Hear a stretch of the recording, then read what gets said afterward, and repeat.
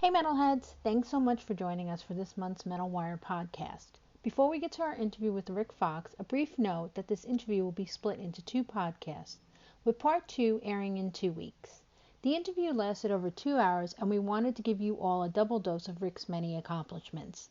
So without further ado, here's part 1 of our interview with Rik Fox, and don't forget to check back in 2 weeks for the conclusion of our 2-part interview with this talented musician. Hey Metalheads, thanks so much for joining us for our 5th podcast. And today our special guest is Rik Fox, renowned bassist from W.A.S.P, Sealer, Skin, and Surgical Steel, just to name a few of his many accomplishments. Rik will take us back to his early days in his hometown of New York City, to his journey through Los Angeles, and where he's going to be making his mark on the scene today. Hey Rik, thank you so much for joining us today. How are you? I'm fine. Thank you for having me very much.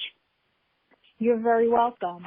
Let's start at the very, very beginning. What piqued your interest in music and what made you want to become a musician? Probably, well, if you want to go back to the very, very, very beginning, I had influence. I had influence around the house because my dad, when he got out of the Navy, he went to broadcasting school, and while he was at the school, just as he was about to graduate, he said some guy walked in the door and said, "Who wants to start right now?" And he shot his hand up. And that was like, I think it was like CBS. CBS had a broadcasting school back then. And he wound up working out on Long Island, WGBB in Freeport. And he had his own show, and it worked his way up. And he had a jazz big band swing show. And he used to interview all of these big stars from that era in the 50s, and like that. Well, his heroes and his influence and things like that. So to answer your question, my dad always was playing that kind of music around the house. I always heard big band swing, Frank Sinatra, and that kind of. So by the time I hit adolescence, or at least 12, or so, I mean, I listened to, I had a little transistor radio. I used to listen to the Beatles on WMCA and WABC, and we used to put the radio under our pillow at night, But like around age 12 or so, 13, I saw Steppenwolf on television on one of the music shows, either American Bandstand or something, one of those shows, and I was struck. It was like lightning hit me. And I saw, Nick St. Nicholas, their bass player, and he was wearing like, buckskin fringe jacket and leather pants, and he just looked too cool, and I went, that's what I want to be. I want to be a bass player, And I always attributed that. That's like the first, ring of the bell was seeing Steppenwolf. And my first 2 albums that I ever got when I was a kid was the first Steppenwolf album, for my birthday, and then the Beatles Rubber. How good does that get? What an introduction to music, the Beatles Rubber Soul and the first Steppenwolf album. So, it just went from there, Now, what was it like? I wasn't born quite yet when the Beatles first came to the United States, but what was it like? Like, what was the... I see videos and stuff, but maybe you can tell me a little more about it. I saw the same thing everyone else saw, whatever was on TV, or Ed Sullivan, when they made their first appearance or whatever, and it was, the cameramen were like flipping out because the girls were screaming, so they had to split it between showing the band on stage and then the reaction of the girls in the audience. You kind of get a little bit of taste of that. In the Ray Sharkey film, The Idolmaker, where they're trying to cover the guy on stage, the performer, and he jumps off the stage and he's in the audience, and the guys in the production room are like, what do we do now? The camera guy doesn't know what to do, and his manager says, swing the camera around, show the girl in the audience, and the girls are screaming, and the next thing you know, it was a hit. So that's kind of what you had to do is, if you're gonna show the band, you want to show their reaction that they're getting from the audience, because the cameras were not, they were up on the stage, they weren't back in the, So anyway, the Beatles, it was a big thing. The Stones right after that, the revolutionary version, the Stones, And then it was, I guess, the beginnings, the seeds of the British invasion, Mhm. When did you start taking up music and becoming a bass player and learning how to play and things like that? All right, well, here's part two of that. First we said that my first influence was my dad. When my parents separated, when I turned 1, I wound up going from Long Island to Brooklyn. I grew up in Greenpoint, Brooklyn, but as I was growing up, my mother would have visitation rights because my parents separated. Mhm. So I would go out to Long Island to visit her. Well, the second guy she wound up getting shacked up with and married, the guy named John Knox, and him and his partner owned 2 rock clubs out in Long Island in Long Beach, and I think someplace else further out. He had Timothy Tubbs Loaf and Tankard, and then his partner had a place called Dean's College Inn, and all the upcoming rock bands in Long Island used to go play there. So I was too young to get in the clubs. I would go during the day while I was just setting up, but then I couldn't stay at night. But anyway, my mother's husband saw that my avid interest in the music and the hard rock stuff. They managed a band called Liquid Smoke, who were on AFCO Embassy, and then they managed a group called The Unspoken Word, who were on ATCO. And I would listen to these albums, and then John took me out one day to Sam Ash out on Hempstead, Long Island, and he said, let's pick out a bass for you. So, I was automatically pointed to the bass that I saw Nick St. Nicholas playing in Steppenwolf, which was we know today is a Rickenbacker 4001 model, I think. McCartney played one too, like that.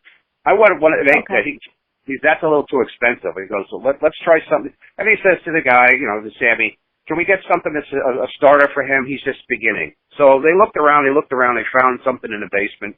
I think it was a Kent bass, and it had black vinyl wound strings on it. And what did I know? I never took music lessons. I didn't know how to play the damn thing.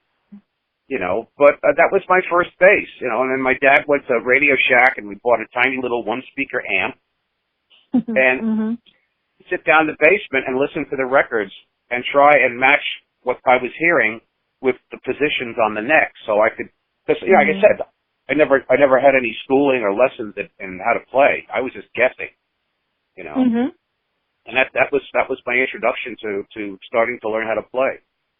And how old were you at that time? That's 13, 14, 15. Okay. So did you do like the bands while you were in school, like school bands, practice after school and things like that? Yeah, we did, but I wasn't playing at the time.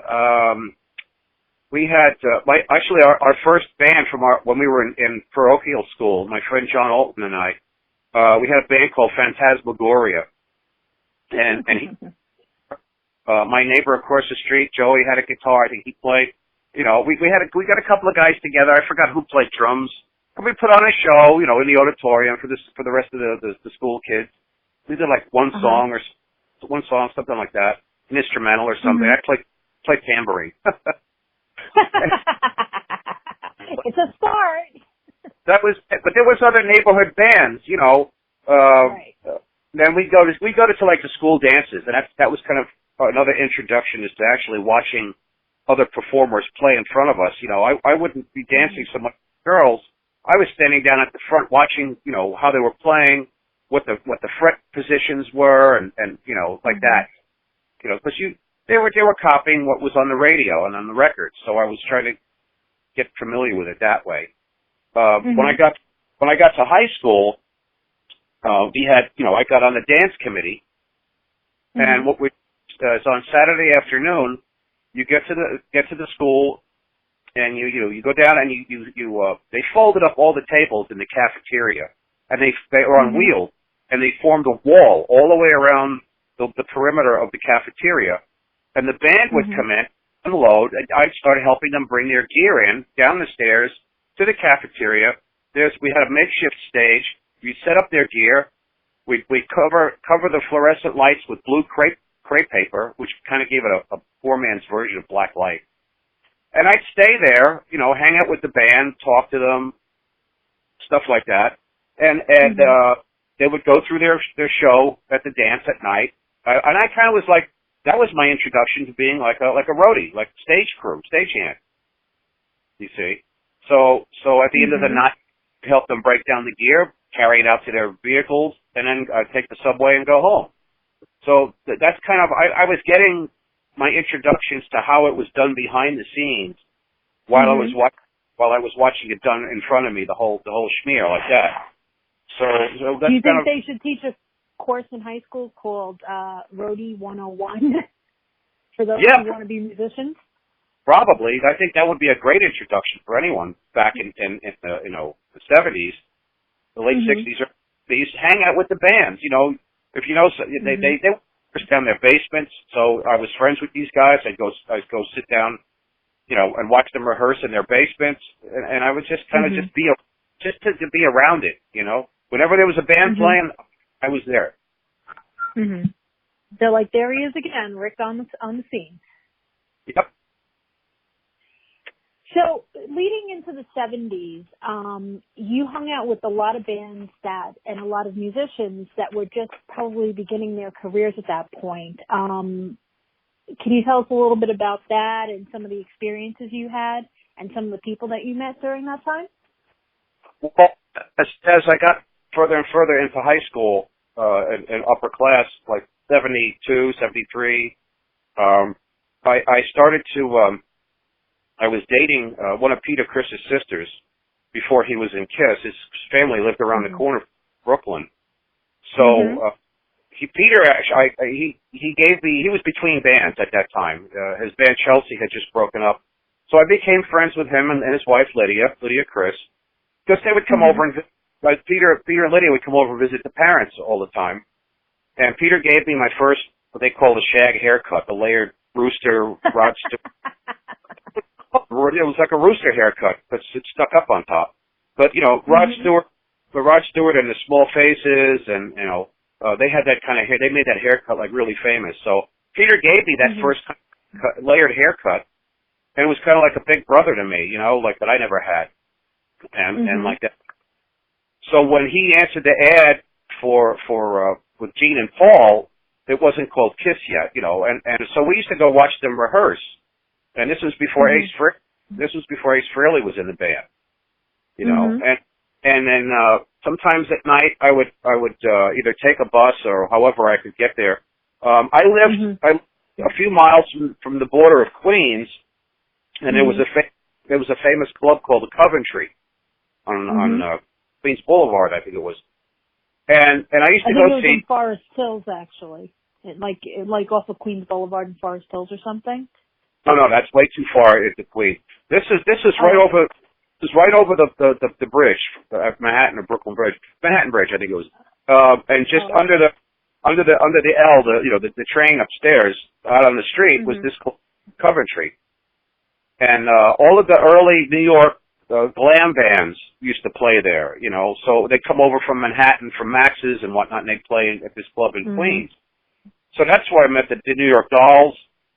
I hung out with them one night. The Brats, the Planets, you know, a lot of these bands from the New York scene would, and I got into the photo club in school, so I had access to all the film I could get my hands on, and to develop all the supplies. And I had a camera. I had a brand new German camera, you know, state-of-the-art camera. And I used to go, and I'd be like a photographer, and I was learning how to take pictures and shoot the bands. But the other thing that I started to branch out doing, from working with the bands to taking pictures of them, and like that, you know. So that was another introduction. So by the time I graduated high school in '74, not long after, by summer of '75, I was working in Manhattan, and I was on my lunch. I met a girl who had a haircut like mine. She just happened to be walking by, and we started talking, and she told me about this club, Max's Kansas City, and I said, I've never heard of it. So she said, well, meet me there tonight, whatever, and I'll show you the club. And I did. It was like 17th Street and Park Avenue South. It was It used to be Andy Warhol's art crowd, this club. It was like a real, chic kind of, underground New York club at a restaurant. And the music crowd started to cross over from Andy Warhol's crowd into there. And this was a very famous, legendary landmark in New York rock and roll because Aerosmith got signed out of there, Alice Cooper, Bruce Springsteen, Bob Marley. It was a who's who of people getting signed out of Max's. So she brought me there, and she introduced me to of all the people. She introduced me to this guy. He's a guitar player in the group called the Martian Rock Band. Today he's known as Sebastian Black. He's a medium psychic, and magician. Sebi was a magician back then. Still a stage magician, and he had a rock band, heavy rock band. And we got along, and he said, I'm looking for a bass player. And I said, well, I'm a bass player. I'm not that great yet. I'm still working on it, but, and God bless him, he had the patience to work with me and show me stuff, and help me get better because I had something that I brought to the band, some kind of charisma or something that his other guys didn't have, and he and I were like, totally into science fiction and movies and the horror stuff and all of that. And so we had a lot of other things that we had in common. We got along, common things, So he would show me some of his stage magic. He used to shoot fire out of the end of his guitar when nobody was doing that. And I wound up doing it. I wound up shooting fire out of my hands on stage, with magic tricks. Yeah, because he would show me how it's done. And around 42nd Street, Manhattan, there were these magic shops, so you could go and you could buy all the supplies, like that. And then I started to. They didn't have much of an image, so I started experimenting with makeup. And because of my real close relationship with Kiss, I would experiment. I would experiment with stuff, and I put together this whole makeup shtick, this character. And I brought that into the band, and he liked that. So then he started wearing makeup, and then we started upping our costumes. And then next thing you know, I would bring a movie projector, a little 8mm movie projector, and I had these little, in the back of the comic books, they had these little 5 and 10 minute black and white reels of scenes from various movies, like The Creature from the Black Lagoon and things like that. Or Day the Earth Stood Still and Rocket Man, Commander Cody. And I would show these films, these science fiction films, I would project it on the wall behind us while we were playing. And nobody was doing that back then. That was a medium that no one was using. Phil Maurice used to show like light shows with oils and stuff over, project the band. This was actual film. This kind of medium was not being done yet. So I was kind of like a visionary. I was always been an idea man. I'd come up with stuff and we'd throw it at the wall and we'd try it. Like that. And we it was, like I said, the Martian Rock Band. And we were it was like space meets punk, Sebi called it a spunk band. But that's the first time I've ever heard that, actually. But that's really cool, actually. And we did some of the music was heavy rock, and it was flavored with 50s doo-woppy kind of arrangements, things like that. Fortunately, we never recorded anything, but my first debut was Halloween '75 at Max's. Wow, that's a show. And that was, as I say, that was my first jump down the rabbit hole, and I haven't looked back since. And we caught the attention of a lot of people. One of which was Lee Black Childers, he worked for Main Man for David Bowie, and he was also friends with Wayne County, who became Jane County, who was like it was like a cross-dressing rock and roll person from Kentucky, and they were really big on the Max's scene. And Lee did a photo session with us. I sent you some pictures and like that, and so he was going to bring Bowie to come see us. I don't think he ever did, but we were like, once Sebi represented the new version of the Martian Rock Band, we were like a hit on the scene. Because I was all, I had a black Capezio spandex bodysuit with rhinestones all over it. I tried to copy Ace Frehley's costume. I had these silver platform space boots, and I would, this green makeup and whatever my skin was exposed, I would paint it over with this green sparkly makeup, and make my eyebrows look like Spock, and I put silver streaking tips in my hair, and it was like I looked like from Ziggy Stardust, you know. and you know, we started to pick up a real, you know, interesting following, and we were friends with all the friends that were hanging out and playing it, you know, the Ramones and Wayne County, Tough, you know, all of these bands that were, you know, part of that scene. So, and here I am, you know, 3 years before that, I'm in high school looking up on the stage at these bands playing, and within a couple of years, I'm playing the same stages that they are. How cool is that? That's awesome, actually. You must have been like, wow, this is a dream. It was. Definitely. So it's like, pinch me. Is this real? Yeah, you know, and I was living it. I was living the dream. There was a building at 250 30th Street. It was a industrial building. It was a rehearsal. You know, there was all these lofts. And each floor had all different bands rehearsing in their lofts, and that's where I think we're on the 7th floor, and we rehearsed in this famous rehearsal building. And you know, and sometimes we'd have parties, and it wasn't that big of a room, but we still have parties there, you know. So we got to be pretty well known on the scene area. And then we played CBGBs, you know, like that. You know, I mean, what was that like? AC/DC played CBGBs in '77 after we did. Wow. So, yeah. What was that like? I always hear the stories, like how it was always so very punk, you know, punk music influenced and everything. What was it like during that time? It was a little bit alternative, somewhat of Max's. It was further south. It was down on the Bowery. Yeah, it was all kinds of bands that would play in there, you know, and it was a nice club. It was kind of, you know, dirty, but it was, you know, that was rock and roll. That was New York, and I sent you a picture. Yes, that's true. Yeah, I sent you a picture of what the stage looks like. So, the room was even worse. There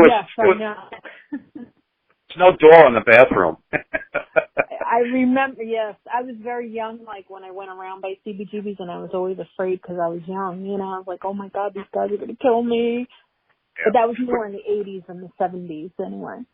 It was well protected because the Hells Angels were right around the corner on 3rd Street, so their headquarters were there. So, you know, you were safe. You didn't have to worry about being hassled by anybody because they were always kind of like being the security guys for the clubs and stuff. And a few doors up was the Great Gildersleeve Club, and there was always Angels' bikes were always out front. You know, it was security, so it was okay. It wasn't as dangerous back then. So right.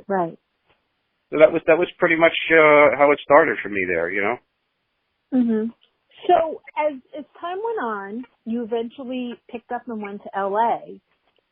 Tell us about your journey from New York from one big city to another big city.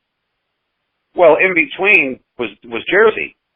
See, because I went from playing Manhattan. I kind of got discovered by some people from a band in Jersey. This was the original band called Virgin. This is not the Los Angeles Virgin. These guys had the name for it. This was 1976 now. So and they played the Jersey Shore and the Jersey clubs, and it was a glam band, even more glammy, and platform boots, and they had an Alice Cooper show with the Snake and a David Bowie and Mata Hoople, and you know all of the glam stuff that was coming over from England. These guys were playing, so I was right at home. I was right at home with this, you know, and then I got hooked onto the band Angel, and I was like, that's the look. That's kind of how I want to look. So at first I looked a little like Mickey Jones, and I made an outfit that was white, kind of like his, and we were a hit. You know, the girls loved us, the guys liked us. You know, we brought people in the clubs, and that's all they care is, you know, what you bring, so people are drinking. So I played the Jersey scene with them for quite a few years, and then I got out of it, and I wound up doing concert lighting back in Manhattan at Gildersleeve's for a lot of up-and-coming bands. And then I wound up getting recruited again back to Jersey now by 1980 called the E. Walker Band. And they were all over the Jersey club circuit, upstate New York. We played a lot of the same clubs that Twisted Sister played, and, you know, a lot of the circuit bands that were big in Jersey in the 80s. like that. So I was playing 6 nights a week, 4 or 5 sets a night. That was my day job, cash, you know. And I moved to Jersey City, and I had an apartment there. And then I was just we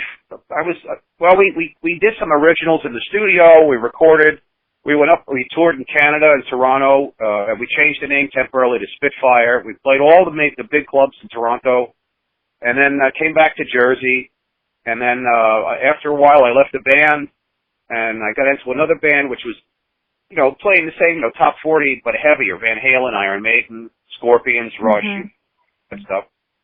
And then I got a phone call. My number got passed on to this guy out in California named Blackie Lawless. So he called me and started to, you know, he says, I got a picture of you, and you know, you're a bass player, and you got a good look. He goes, I'm from New York. I'm from Staten Island. He goes, you know, would you think coming to Los Angeles and auditioning for my band? And I said, well, I don't know anything about you. And he says, well, I'll send you a demo, and you could hear it like that. And I said, all right, well, I said, I'm in like a cover band. We don't have demos. I don't have anything original of my own. I said, I could just send you ads from the newspapers. He goes, all right, do that. You know, and in the meantime, I auditioned for a band in Brooklyn called Americade. And I didn't get the gig. I didn't get the gig, but my buddy, Walt Woodward III, got the gig, because I brought him with me. And Walt was in a band called Rachel, and we played the same clubs, you know, the same shows. We're friends. And then Walt eventually followed me out to L.A. and wound up playing in Shark Island. And then from there, he joined the Scream, Karabi. So that's you know, that was kind of our connected dots there. The singer of Rachel was Rhett Forrester, who eventually joined Riot. So these guys were all friends of before they got, you know, famous. And then like that. So anyway, so Blackie convinced me to come to L.A. He flew me out. And, you know, his band was called Sister at that time. And I stayed at his place, and I auditioned for the band, and I got the gig, you know. That was, I arrived in L.A. on February 4th, 1982. And Blackie took me to the Troubadour. We met David Lee Roth. We hung out. Then we went up the street to the Rainbow. We hung out. David Lee Roth came and sat at our table. I mean, these are these pinch, like you said, pinch me moments, you know? Because most people just see these people. How was it meeting David Lee Roth? He was funny. He was a funny guy. You know? He's always on, 24/7. The guy's funny all the time. You know? He seems that way. What's that? He seems that way. He seems very, like you said, always on. He always seems like he's, you know, he's ready. He's a very articulate and observant person. He's always watching what's going on around him. He's always making notes, and then he talks about it, and he's like a stand-up comedian of rock and roll. You know, he was funny. So years later, he came to one of my shows, and he stayed talking to me back, and he said, "Oh, I heard all about you guys, and you know, I'm going to check you out." And then 2 weeks later, the Van Halen Jump video came out, and he copied part of my costume. He was wearing it in the video, so go figure. Oh. But you know, so anyway, I auditioned for Sister. I got the gig, you know, and then 2 months later in March was the incident when I was outside Blackie's house in Hollywood and his little cottage, his rental cottage, and I stepped on a leaf outside, and I turned it over. It was a hornet under it. So I stepped on it, and it wasn't completely dead. So I turned the leaf over. I turned the leaf over, and it was dying. You know, it was curled up. It was, you know, you could see the stinger moving in the base of the tail. And you know, Carol, it reminded me of the old Green Hornet TV show. They used to show that logo with the and it would see that hornet curled up, and it's going, and I said, holy shit. This looks like the Green Hornet. And I went back in the house, you know, Blackie said, you know, we need a new name for the band. This is a new band, so we need something nobody ever before, something that's never been done before. I don't want to do what I did, because I don't want to do what I did before. This is all new. And I said, he's watching the ball game, and I said, I got an idea for a band name. And he looks up at me, he goes, what? And I said, I just stepped on one outside. How about W.A.S.P? And he's looking at the ceiling, and he's thinking. And he looks at me and he goes, you know what? That's a good name. He goes, keep thinking. And like we rehearsed again, I think like 2 nights later or something down at Randy's studio. Mm-hmm. And then after rehearsal, he gets us all together and goes, listen, I've been thinking about this. He goes, Rick got an idea. He goes, we got a new name for the band. You know, and Randy goes, well, what is it? You know, and Blackie, that's how he talked. What is it? Blackie goes, W.A.S.P. And Tony goes, W.A.S.P.? Who names a band after a bug? You know, and I said, the Beatles? Scorpions? You know? And, you know, and Randy goes, well, I wanted to call a band Hellion because that's what they call bad kids in Texas. And I said, well, there already is a band up in Hollywood called Hellion. So Blackie goes, that's it. From now on, the name of the band is W.A.S.P. So technically speaking, since it's all 4 of us standing there, that makes us all original co-founders of the first original lineup of W.A.S.P., right? I mean, who would argue that? Yeah. Okay. No one. Well, until 34 or something years later, and Facebook comes out, and everybody goes, you weren't in W.A.S.P. You know. Where's your gold albums? Where's your tour? I said, well, here's the pictures. Here's the demo I recorded on the first, because we did a demo. Blackie was real happy back then. Blackie was happy. We recorded a demo, 6 songs, 5 of which wound up on the first album, but Blackie played bass on them by then. You know. And what were the songs? Do you remember the songs? Yeah, we did On Your Knees, Hellion, BAD, Sleeping in the Fire, and School Days. Okay. And those are on YouTube. They've been on YouTube for years. And then the 6th song I co-wrote with him was called Master of Disaster. And then he didn't use that. But now years later, when Wild Child came out, and people were hearing it on Facebook, they said, hey, you know, I heard your Master of Disaster on YouTube. It kind of sounds a little bit like Wild Child. And if you listen to the 2 of them side by each, you can hear it sounds like he saved Master and he used parts of it in the verse. So it could be. I don't know. You know, Blackie's like that. He copies everything and saves it. You know, when I was living in Hollywood, Steve Riley, when he was with L.A. Guns, he came over my apartment one day, him and his wife or his girlfriend, you know, and he told me about what he was playing in W.A.S.P. And he goes, you know, when we were before we got Johnny Raw, he goes, Blackie was looking for bass players, and I knew of you. You played in Steeler. He goes, when I was in Kiel, you had Sin. He goes, we played together out in San Bernardino. I said, right. He goes, I thought you were a good choice. He goes, so he says, I said, how about Rik Fox? He goes, Blackie looks at me, he blew up and went ballistic. He goes, no, I don't want to hear that guy's name again. No. He goes, he chewed my head off. He goes, wow. I didn't put 2 and 2 together until later that you were already in the original lineup of W.A.S.P. But he fucking hated you. He didn't want anything to do with you. I said, yeah, well, he's got a lot to cover. He's got a lot to hide. You know, he's got skeletons in his closet. And Steve goes, well, Black. Just my tie back to this is he goes we'd have band meetings and we'd bring in all our ideas before we go on tour for our costumes. He says, Blackie, we look at everybody's costumes and go, nope, go back, think of something else. He goes, we come to the next band meeting and Blackie's costume was a conglomeration of everybody else's costume ideas. Oh wow. So he said, yeah, he goes, this guy steals everybody's ideas. You know, that's what Steve Riley told me. That's right from him. So you know, there's some validation to all of this, you know. And then some months back, somebody tagged me on Facebook.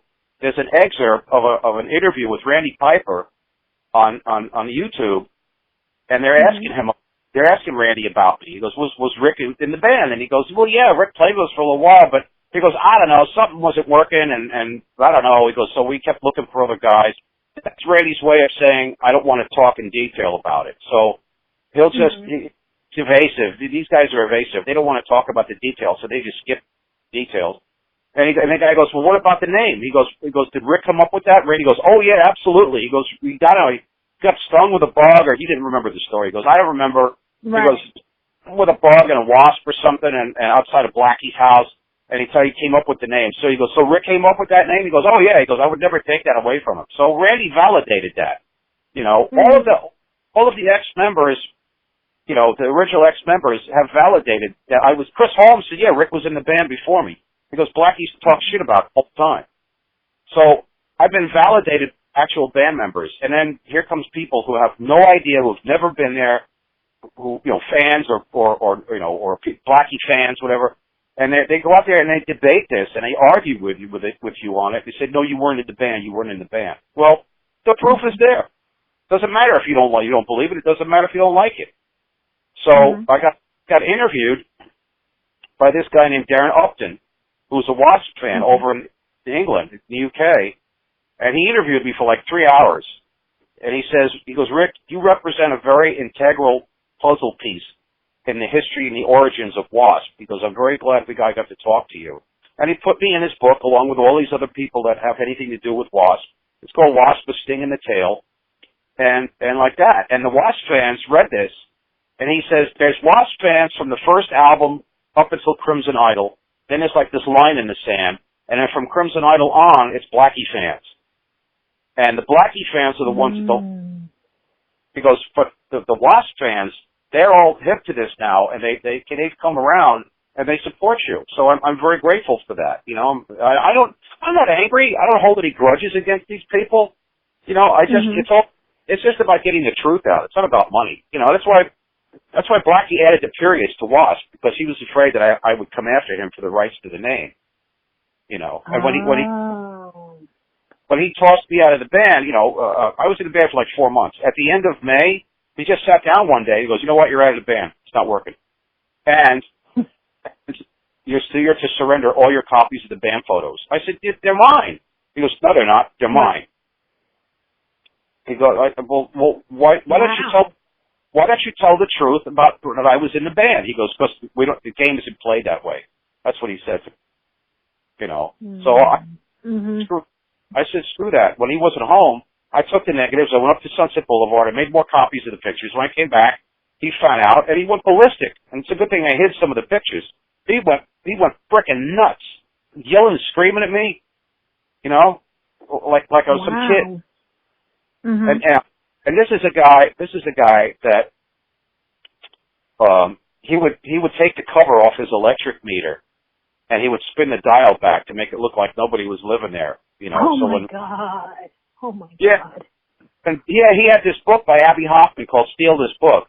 And he got all these ideas about, you know, how to beat the system. You know, and he showed me, he said we dialed up the meter back, and then we put the thing back. This is before they used to lock them. And then at certain days of the month, he would close all the window shades to make it look like nobody lived there. You know, and he got away with this for quite a few months. You know, but you know he was broke. He was broke. The day job I had waiting for me fell through, so I didn't have much money. You know, like that. So we were living hand to mouth. You know. But I don't want to take. I think a lot of bands on that scene were like at that point. You know what? A lot of guys were starving. A lot of guys were coming from all over the country, hearing about Hollywood and stars in their eyes, and they wound up doing couch like everybody, staying on some girl's couch and somebody buying groceries for them. That's kind of how it was done. You know, so there's it's nothing to be. Welcome to the Jungle by Guns N' Roses is a very true story for a lot of these guys. There's nothing to be ashamed of. That's not, you know. That's how a lot of guys live because, you know, we come with stars in our eyes and then we get hit with reality. It's like, you better survive. But you want to make it, you got to survive. You know? So the girls would buy the guys groceries, they'd let them stay at their apartments, and that's kind of how it was done, you know? Because once I was out of the band, I got cut off. So I stayed with a bunch of girls in an apartment on Clark Street, right across from the Whiskey. And who was living right next door? Nikki Sixx. Yes, tell us about that and your meeting with Sixx from Motley Crue. Well, at that point, the rest of the band had already moved out of that apartment. Vince was around the corner at an apartment on Larrabee with his wife. I don't know where Tommy went to. I saw him there at the building. I met Tommy first, actually. He goes, "Who are you, dude?" You got a cool haircut. Sounds just like Tommy. everything was Tommy was, dude, you know, and so I said, I just got in from Manhattan. I played with Blackie and W.A.S.P for a while. He goes, dude, no kidding, cool. You know, I was like, all excited. You know, you're from New York? Fuck yeah. You know, so you know, Blackie said New York has a mystique. People in California just hear stories. You know, they think people from New York are like out of their mind. You know, so people would move away. People would move away from me far at the Troubadour. Well, it's funny because they always say that there's that rivalry of LA versus New York. You know, and like, it's like, oh, people say, oh, LA's better. No, New York's better. No, LA's better. You know, so there's always that little rivalry that goes on. It's kind of like the Yankees and the Mets in New York. Yeah, you know, when I first got to LA and I was hanging out in the clubs, I felt like I was an astronaut and I crash landed on another planet. And I'm looking around and going, what the hell is up? I'm from New York. What are these people? Like, these people are like cartoon characters. They're nuts. You know, everybody's backstabbing and high to your face and then talking crap about you as soon as you turn. I said, what is it with these people? I've always had this love-hate abrasive relationship with Hollywood and LA, you know. Like you said, the New York-LA mentality, you know, people in LA are intimidated easily by people from New York. You know, you try to be funny, New York style, you're sarcastic. These are all survival tools. As you know, being a New Yorker, these are survival tools we grow up with in New York. That's right. You know, you start talking New York style in California, and these people are like afraid of you. They think you're a smart ass, or you're some kind of threat to them. You know. Right. I landed in a bowl of Fruit Loops. You know. And Blackie said, he goes, that's how people are out here. You know. So. You know, and it's definitely a different scene, no doubt about it. Yeah, definitely. You know, and then you know, Blackie had these books on Hitler and the Nazi generals and how to convince people of lies and how to use propaganda to make people believe things that aren't true. You know, and look what he wound up doing with W.A.S.P. You know. From what I understand now, he's more into religion nowadays and everything. I don't believe it. Smoke and mirrors. He's just as bitter, if not more than ever. From the reports that I'm getting back from people, he's still a bitter guy. He's always got an attitude, always pissed off, always. Yeah, that's him. That's not me. I want to be positive. You know, I like positive energy. I don't like that dark crap around. But anyway, so you know, the girl apartment I was at, there was a long electric cord extension running from their apartment out the back patio and into this other apartment next door. I saw it coming in when I was in Nikki's apartment. Well, what's up? He goes, well, he goes, I couldn't pay the bill. They turned off the electricity, so he was running a tap from the other girl's apartment so he could have electricity. And all the stories about the lock being broken off the apartment door because the cops kicking the door in all the time, that's true because there was no lock on the door, you know.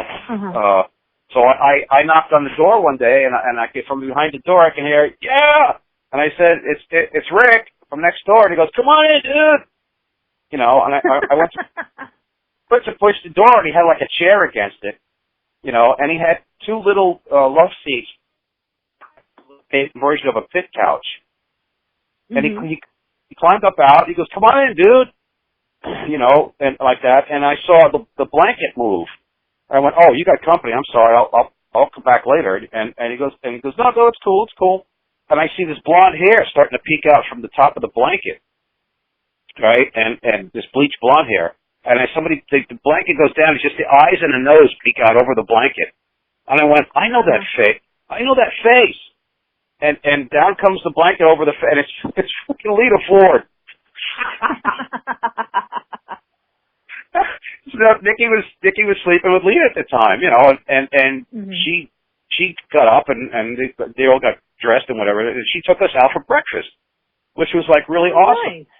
Yeah, I said to Lita, you don't remember meeting me, don't you? Do you? She goes, you look familiar. I said, you played CBGB's? I said, we were talking after the show in front of the stage. She goes, oh my God. She goes, that's where I remember you from. I know your face. You know, it's like that. So that was pretty cool, you know. And then she took me and Nikki out for breakfast. So that was kind of cool. Oh, that's really nice. That's really nice. So after W.A.S.P, you went into, tell us about your musical path throughout the 80s then at that point. Well, you know, there's no internet, so it's hard to prove who you are and what you did. It's all, I worked like that, you know.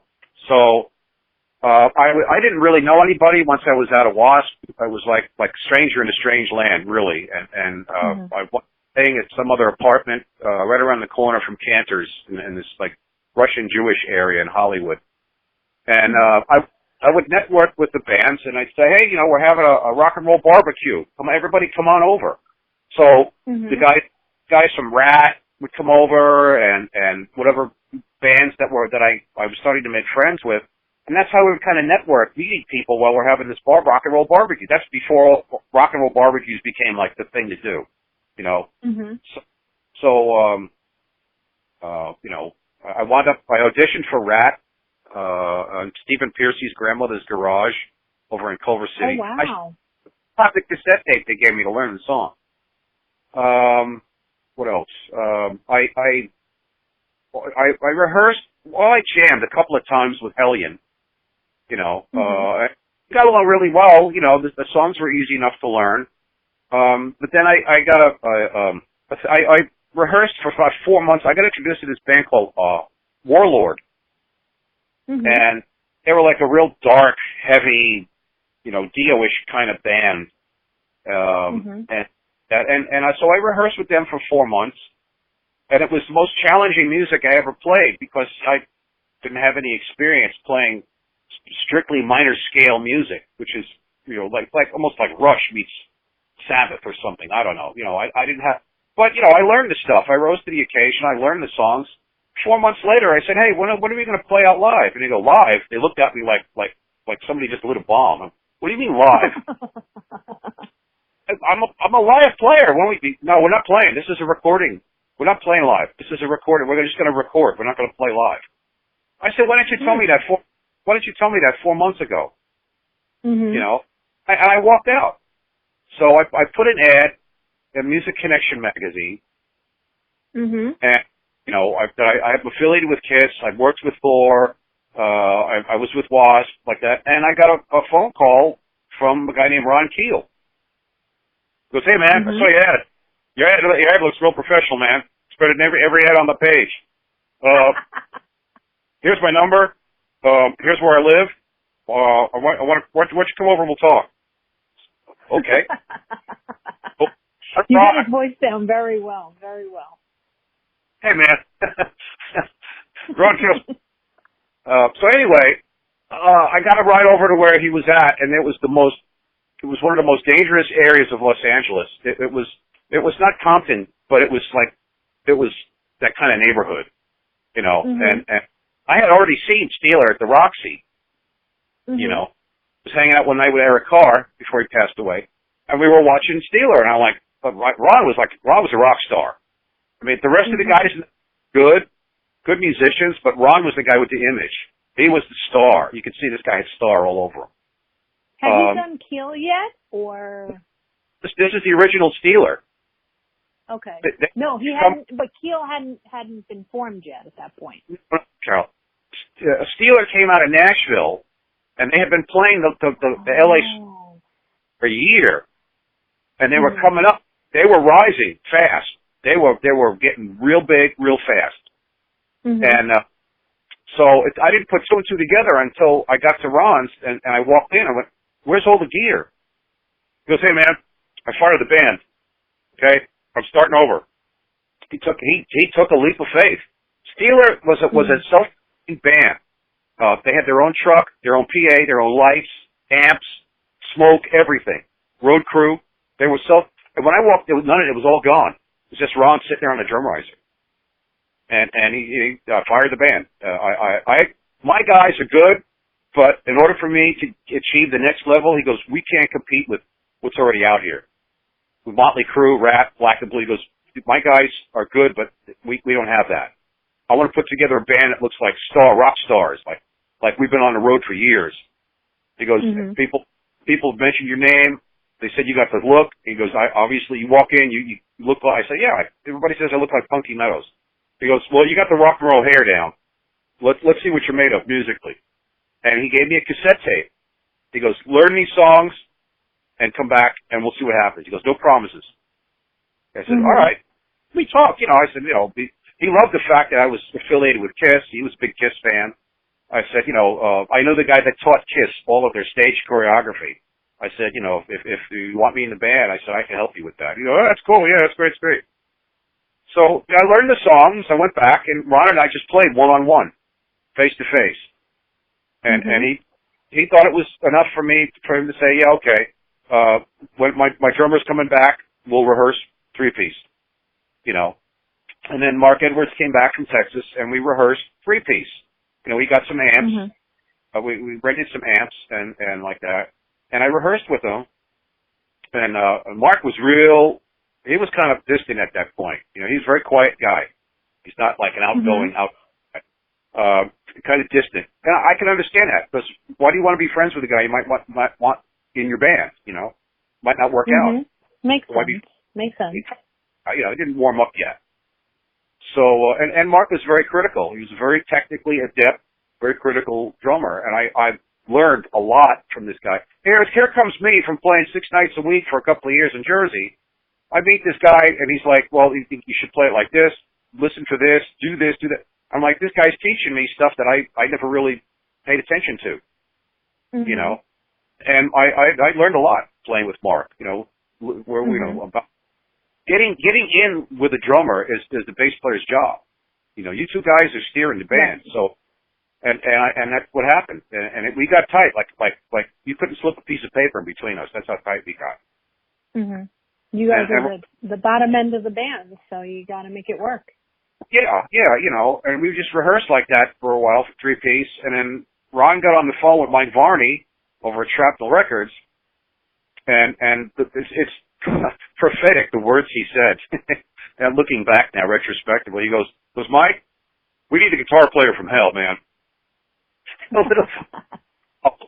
That's what we were going to get. The guitar player from hell. That's funny. And he sent us, he played us a tape of two guys. I don't remember who the other one was, but one was Yngwie Malmsteen. We just sat there and looked at each other. We'd never heard anything like this before. I said, is this right for us? And it's like, I don't know, man, but this guy's fantastic. Let's get him. What's that? What is he, from Sweden? Yeah, Yngwie, from Okay. Sweden. So Mike Barney arranged a three-way phone conference call with Yngwie and him, and over the phone, Yngwie was all about, yeah, man, I want to come to California, man, I want to be in your band, and blah, blah, blah, blah, blah, blah, I can't wait to get over to America, and I'm like, wow, this guy's motivated, he's a hard charger. We flew him out, and he got off the plane, and it was like, is this the same guy? It was like the Viking has landed, Like this cool attitude, and I'm into like 666 and the occult and paranormal. He was 19 years old. He was trying to be scary and cool and have an image and whatever like that. Right. So he walks into the place where we were, and his jaw dropped. Same as mine did, because it was like, this was the most, it was a joke, an inside joke. It was called the Steeler Mansion, because it was exactly the opposite of what a mansion would be.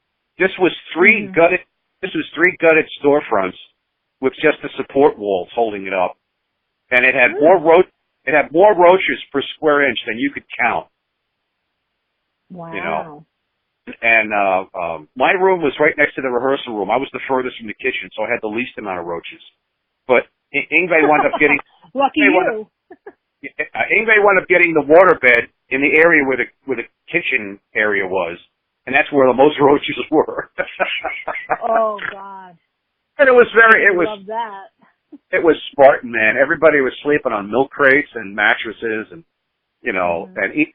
I learned more about different recipes and how to eat top ramen from the road crew than like the guys do today in the military with MREs, experimenting, making new meals. I mean, God bless this road crew, Jimmy and Alan and Pete. There's some. I got spoiled. These guys were like, I never had a roadie work with me before like that. Took care of everything, so I got spoiled, But they make good ramen. But anyway, so we start rehearsing and then getting the songs down. And at one point, Yngwie turns around to Ron and goes, "Hey man," that's the wrong voice. He goes, "Hey man, can we do something about making these songs a little bit cooler? I mean, because they're really quite boring, man. I mean, this is like, and Ron just did. If anybody knows what the term slow burn means, like when your face turns red, yeah, and like you can almost see the smoke coming out of their ears. That was Ron's reaction. He didn't say anything. He just got red in the face, and he got this look. Mm-hmm. Anger was boiling really fast. I looked up at the drum riser at Mark, and did the new guy just say what we thought he said? He just insulted the boss's songs, And we wound up auditioning other guitar players right in front of Yngwie while he was still living there with us. And it wasn't, we wouldn't really was, and for some reason, we don't know why this didn't happen. Mark was good friends with Mitch Perry back then. And for some, Mitch never even entered the equation. But Yngwie got the hint, and he says, "All right, man, I'll play it your way. We'll be cool." Any songs. And we started doing shows. First gig was opening for Hughes Thrall at the Country Club, and it was packed. It was packed, sold out, packed. Curtain goes up. Here comes Steeler, Yngwie, Malmsteen, me, Ron, Mark, and everybody in the audience. Everybody in the audience did that look like the French guy did in Monty Python when he sees the wooden rabbit coming over the hill. He does that duck take, and he snapped their head again, and they all look over at Yngwie, and they're like, "Who the hell is this guy? Where did he come from?" And then and they look over, "Who the hell is that guy? Where did he come from?" So we were like Secret Weapons and Steeler. Right. That's what put me on the map. That was my debut in California. Was Steeler opening for Hughes Thrall. Boy, that's a memory. That's awesome. That's awesome. That must have been the best feeling in the world. Well, I look behind me, and there's Pat Thrall standing in the doorway with his jaw open watching Malmsteen. And like that. So, I talked to him later after the show. And he remembered meeting me in New York when he played with Pat Travers when they played the Palladium with Tommy Oldham. So that was my intro to playing Los Angeles. Steeler put me on the map. And we supported Vandenberg, we supported Quiet Riot. These are all sold out. These are all sold out. You couldn't get in. So, and that's pretty much put me on the map. I was with Steeler for about 4, 5, 6 months. I think we did about 8 or 9 shows. When we recorded up above San Francisco, about 50. I don't know how many miles north of San Francisco. We did the album, and the fans found out that we were up in that area, in the Bay Area. And they demanded that Steeler do a show at the old Waldorf. So we had to stop recording, drive down to San Francisco, to get on the radio, announce the show. And it was we played the old Waldorf, which was that was Y&T in Metallica country, by that point. Oh, right, that's right. The Bay Area and everything. Yeah, Y&T was almost like a house band at the old Waldorf, And the place was packed, hot and sweaty. And the crowd was split down from the middle of from Ron over to his left to the end of the room was Yngwie fans, and then from all the way split there to the right were the Steeler fans. Like that. And do you keep in touch with Yngwie today, or? Hell no. But he played about a year or so ago. He played out here one of the clubs, and I walked backstage. And I stuck my head in the door, and he's sitting on the couch. He's got a towel around his neck, and he's looking at his cell phone. I said, "Hey, Viking." What's right there? It's the Viking. And he goes, "Can I help you?" I said, "Came to say hi. Wish you well." He goes, I'm not available. Please leave. You know, and yeah, me and the people I was with, we got kicked out of Ingve, just escorted out of his dressing room, and he tore everybody a new ass backstage. He's screaming, yelling at his road crew, because there was nobody acting as screening, that he was able to be acting easy. You know, so we posted it all over Facebook. It was the funniest thing in the world. Here's me, the Steeler, getting thrown out of Ingve's dressing room. Yeah, you know, he's been known to be a bit of an egomaniac. Yeah, well, you know, he is who he is, and you know, right, exactly. He makes no excuses for him, so I'm not either. You know, the Right. guy's decided he's not a team player. You know, we just had a Steeler reunion back in May in Columbus, Ohio, at the El Rosa Villa. And of course, he's like, no, I'm not interested. I'm not interested. So we happily did the reunion with Mitch Perry, and it sounded awesome. Mitch was great. You know, Mitch was the guy who actually replaced Ingve, you know, originally Steelers. So we just did the Steeler reunion, and it was massive. It was awesome. That's amazing. And he kind of forgot where his roots came from and what made him, popular, I guess. Some people don't look back, you know. I mean, you know, in the negative way, they don't look back. Hey everyone, thanks so much for joining us for the first part of our two-part interview with Rik Fox. As always, I want to say thank you to everyone for all your support, all your likes and comments. The Metal Wire is a success because of all of you. I also want to take this time to thank the people behind the scenes, to my friends who helped me nurture my metal baby, and also a special thanks to Jerry Gonzalez for all the great graphics. Don't forget to check back here in 2 weeks for the second part of our two-part interview with Rik Fox. And again, a special thanks to Rik for a great interview. See you in 2 weeks. Until then, keep it hard, keep it heavy, and keep it metal.